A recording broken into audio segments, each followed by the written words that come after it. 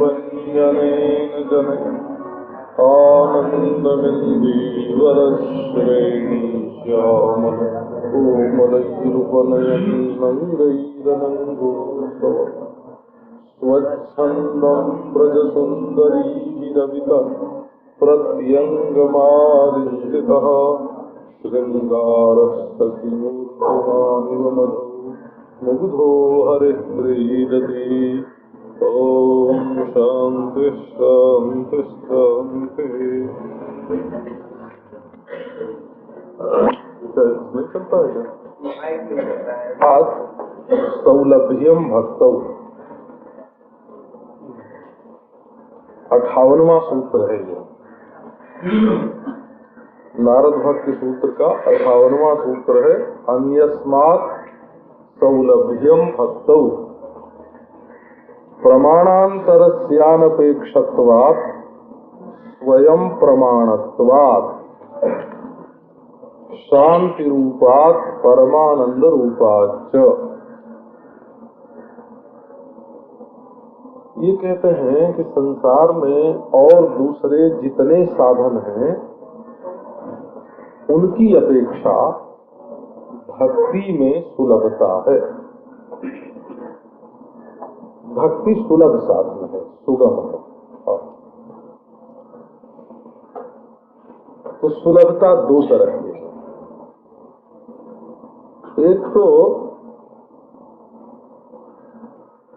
इसमें विघ्न बहुत कम है,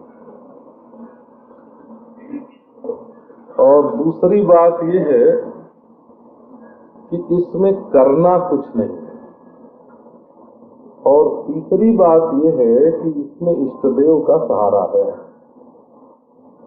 देखो अपने कथा का ढंग ये है। सूत्र में कहा गया कि भक्ति में अन्य साधनों की अपेक्षा सुलभता है। तो अनुवाद हो गया सूत्र का। अब ये विचार करना पड़ेगा कि आखिर भक्ति में सुलभता है तो किस ढंग की है। ये श्रोता को विचार करना चाहिए और ये वक्ता को बताना चाहिए, तब कथा पूरी होती है। तो समझो एक तप साधन है, कोई तपस्या करता है, पंचाग्नि तापता है, चांद्रायण करता है, कृच्छ्र करता है, खड़ा रहता है हाथ उठा के, बड़ी भारी तपस्या करता है, पर उसमें तपस्या का सफल होना बड़ा कठिन है। क्यों? तो उसमें अभिमान आ जाता है कि हमने इतना बड़ा काम कर लिया, वो बाजी मारी है। वो जो अभिमान आता है वो ये नहीं समझना कि तपस्या से कुछ बड़प्पन आ गया, वो तपस्या की सिद्धि में विघ्न आ गया। अच्छा, एक आदमी बड़ा भारी वैराग्यवान हुआ, तो वैराग्य होना तो साधन है। वैराग्य होना माने कहीं राग नहीं होवे, कहीं द्वेष नहीं होवे, चित्त में क्षमता होवे। और वैराग्य में भी विघ्न है। क्या है? ये नहीं, विषय की सन्निधि विघ्न नहीं है उसमें। तो विघ्न उसमें क्या है? कब वो फिर भगवान के प्रसाद का भी तिरस्कार करने लगता है। क्या रखा है भोग में, है ना? तो पूजा में क्या रखा है? तो बच्चों का खिलवाड़ है, गुड़िया, गुड़िया का खेल है ना?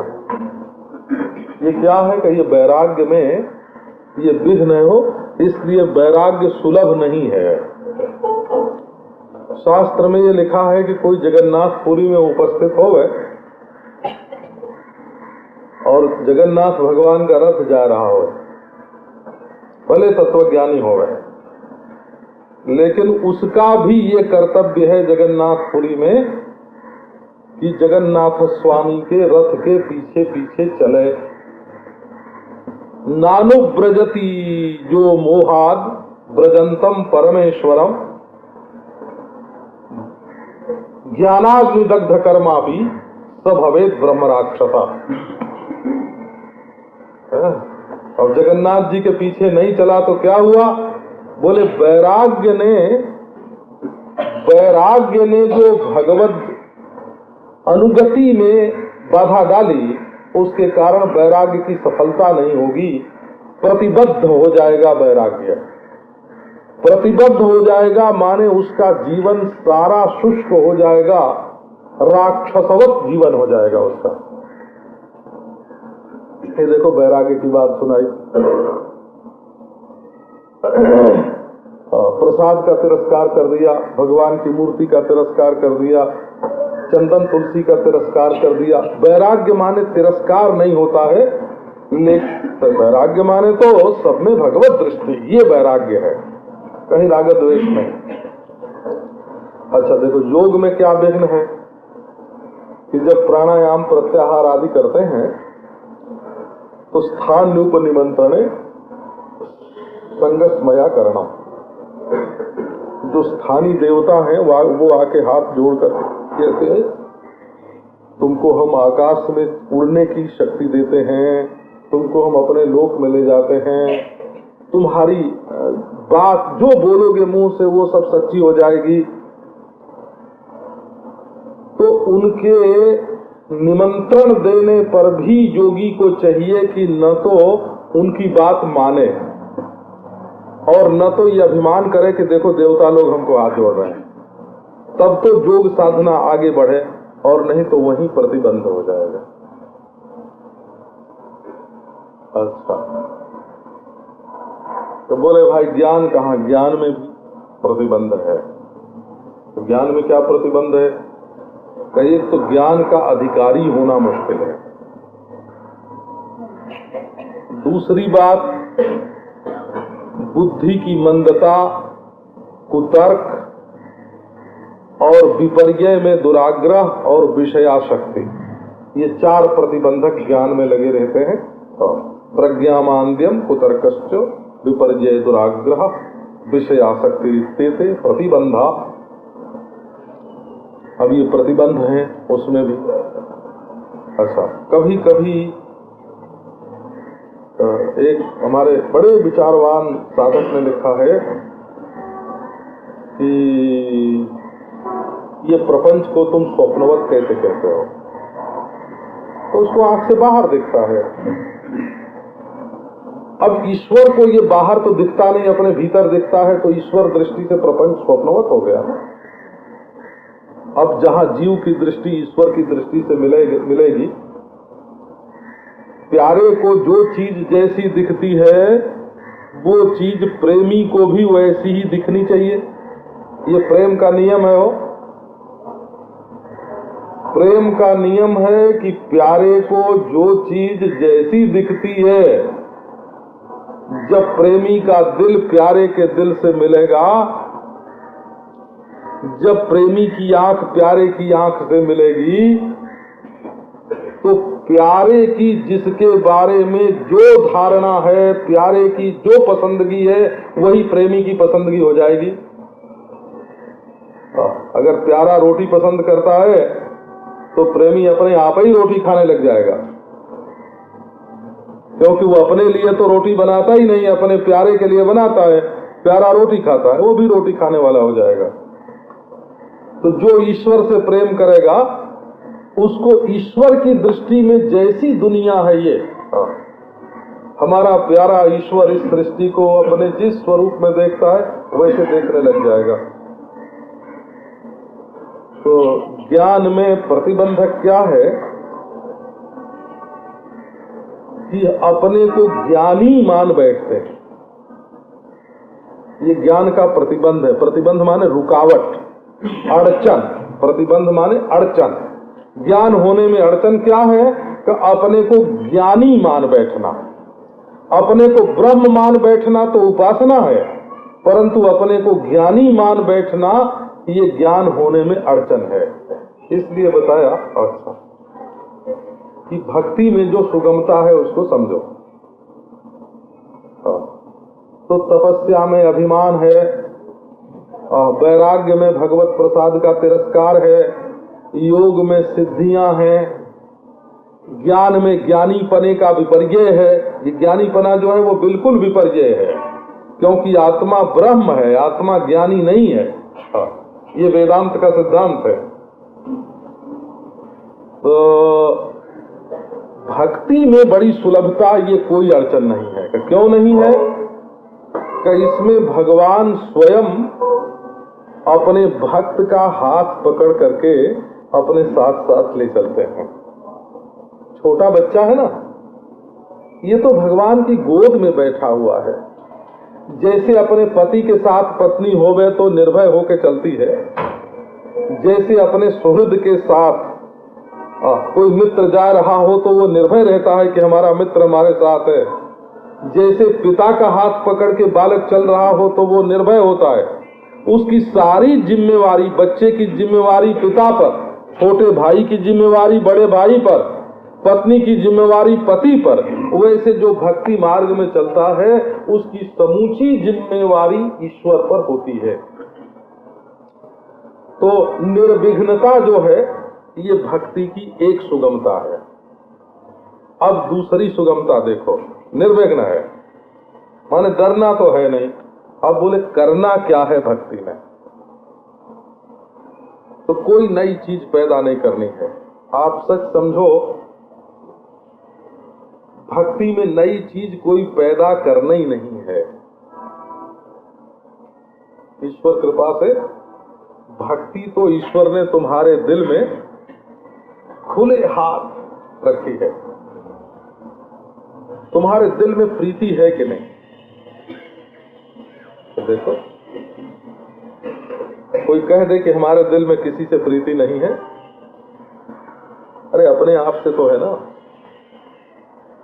देह से है, अपने शरीर से है, अपने मुंह से, अपने नाक से, अपनी आंख से प्रीति है, बोला अपने कपोल से प्रीति है। जब क्षौर बनवाते हैं ना लोग, क्षौर करवाते हैं तो बारंबार अपना हाथ जो है ना अपने मुंह पर फेरते हैं। अपना कपोल ही अपने को प्यारा लगता है। मैं हंसी की बात नहीं करता हूँ, अपने चाहे काले होवे, चाहे मुंह टेढ़ा होवे, चाहे नाक लंबी होवे, शीशा में अपना मुंह देखते हैं कि नहीं देखते हैं? अपना मुंह देखने में प्रीति है। इसमें स्त्री पुरुष की बात नहीं है। जिसकी और किसी से प्रीति नहीं होती उसकी अपने आप से प्रीति होती है। इसका मतलब यह है कि हमारे हृदय में भगवान ने प्रीति नाम की एक वस्तु जन्म से दी हुई है। तो आपको प्रेम पैदा करना नहीं है।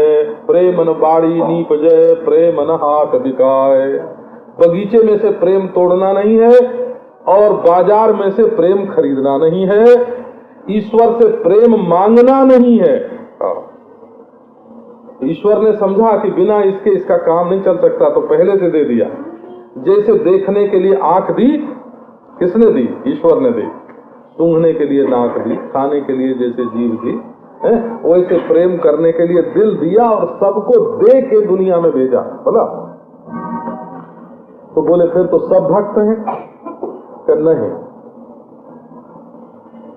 तुमने अपनी उस प्रीति को जिसके साथ जोड़ना चाहिए उसके साथ नहीं जोड़ा, दूसरे के साथ जोड़ दिया। तो प्रीति पैदा करनी नहीं। देखो सुगमता दूसरी ये है, भक्ति की सुगमता ये है कि तुम्हारे हृदय में भक्ति है। हम देखते हैं कोई मिनिस्टर का भक्त है, महाराज ऐसा भक्त है कि सिर्फ पूछ ही नहीं है उसके पास हिलाने के लिए, नहीं तो हम कमर हिलाते हुए देखते हैं। जब चलते हैं ना उनके साथ तो उनकी कमर बिल्कुल हिलती रहती है। अगर पूछ होती तो जरूर हिलती। ये मैंने अपनी आंख से वो खुद उसी समय गौर करके देखा। कोई सेठों के भक्त जो होते हैं वो कैसे हाथ जोड़ के महाराज, उन्हीं को कहते हैं। हमारे कई लोगों को मैं जानता हूँ जो बिड़ला जी को सबसे बड़ा महापुरुष मानते हैं। ऐसे लोगों को मैं जानता हूँ जो कहते हैं बिड़ला जी सबसे बड़े महापुरुष हैं, उनके साथ हाथ जोड़ते हैं और उनको उनके सामने ही कहते हैं कि आप महापुरुष हैं, तो होंगे अपने विभाग के महापुरुष, इसमें कोई बात नहीं है।